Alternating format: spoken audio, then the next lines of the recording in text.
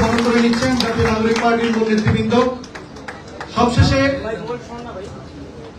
সবশেষে আমি অনুরোধ জানাবো জাতীয় নাগরিক পার্টির মূল নেতৃবৃন্দকে আওয়ামী ফ্যাসিবাদের বিরুদ্ধে অকুতোভয়, অপ্রতিরোধ এবং অদম্য কণ্ঠস্বর পুরান ঢাকার কৃতি সন্তান জনাব মোহাম্মদ ইসাক সরকারকে ফুল দিয়ে বহন করে নেওয়ার জন্য।